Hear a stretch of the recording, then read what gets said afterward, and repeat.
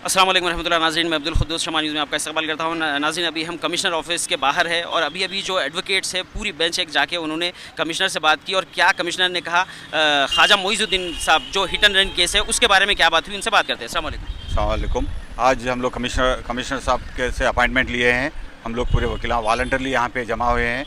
हम लोग ये रिक्वेस्ट कर रहे हैं कमिश्नर साहब को कि एक फेयर इन्वेस्टिगेशन रहना। कोई भी लोग जितने भी अक्यूज़ जितने भी बड़े रहो, कितने इन्फ्लुएंस रहो, विथआउट इन्फ्लुएंस से अच्छा सा इन्वेस्टिगेशन करके जितने भी इन्वॉल्व डायरेक्टली इनडायरेक्टली कॉन्स्पिरेसी में इन्वॉल्व है उनको लिए चार्जशीट करना, उनको अक्यूज़ बनाना, उनके ऊपर एक फास्ट ट्रैक केसेस चला कि इमीडिएटली विद इन 6 मंथ्स के अंदर वो कंप्लीट केस करके उनको सजाएं दिलाने की जो भी करा उसको सजा देना। वकील साहब, कल जो बताया जा रहा था, एमएलए साहब भी वहाँ थे, आप लोग भी थे, वो लोगों को जो पकड़ा गया था, दोनों बाप बेटे को, उनको बताया जा रहा है कि वीआईपी ट्रीटमेंट दिया गया और वहाँ से फिर वो लोगों को कस्टडी में है या छोड़ दिया गया?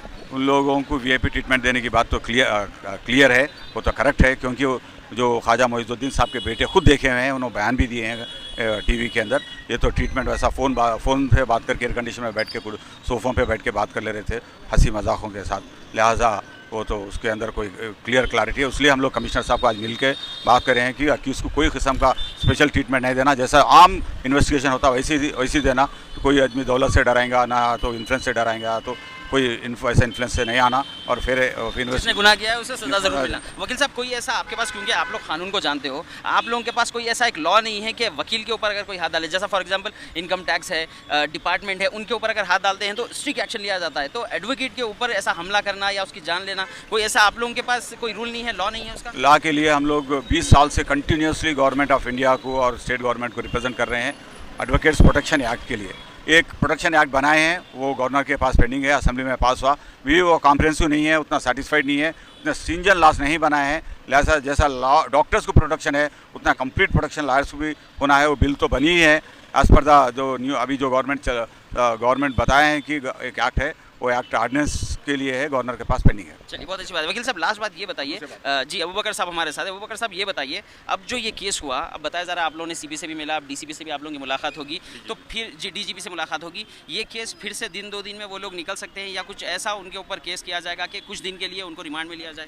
नहीं, अभी तो हम यही बता रहे हैं कि देखिए फिर जो इन्वेस्टिगेशन होना चाहिए, अगर मान लीजिए अगर वो बेकसूर है या फिर कसूरवार है, तो हमारी डिमांड ये है कि फेयर इन्वेस्टिगेशन होना चाहिए। अब उनका इन्फ्लुएंस देखते हैं, आप उनको छोड़ देंगे या फिर उन्हें पॉलिटिकली जो सो छोड़ देंगे, तो हम खामोश बैठने वाले नहीं हैं। हम किसी भी हद तक जाएंगे, हम कोर्ट में जाएंगे, सुप्रीम कोर्ट तक जाएंगे, प्रोटेस्ट करेंगे।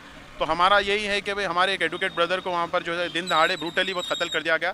हम लोग खामोश बैठने वाले लोग नहीं हैं। अब हम ये पानी सर पे से ऊंचा हो गया, इस तरीके से जो है एडवोकेट्स को मार दिया गया, तो अब आने वाली जो नस्ल है, जो यंगस्टर्स है, वो लॉ के प्रोफेशन में ख़त्म रखने से 10 बार सोचेंगे। इस तरह से जो माहौल बना दिया गया, तो हम यही डिमांड करेंगे कि आने वाले फ्यूचर में बच्चों के वास्ते, मुस्तकबिल के वास्ते, उनके फ्यूचर के वास्ते, उनकी सिक्योरिटी के वास्ते, अब जैसा उनके फ़र्जन है फ़रहान है, अब हम ऐसे ही छोड़ देंगे तो हो सकता है कल फ़रहान पे भी खुदा ना खास्ता अटैक हो। तो हम यही कोशिश कर रहे हैं कि हमारी पूरी जद्दोजहद रहेंगी कि बिल्कुल फेयर एंड जो है सो इन्वेस्टिगेशन होना चाहिए।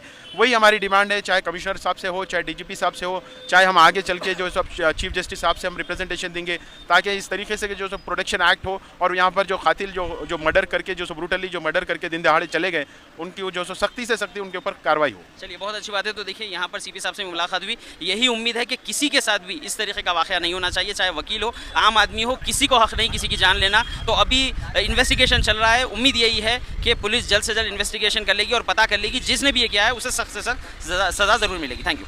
Admissions are now open for intermediate courses MPC, BIPC, MEC and CEC. Build your future with quality education, expert faculty and a focused academic environment designed for your success.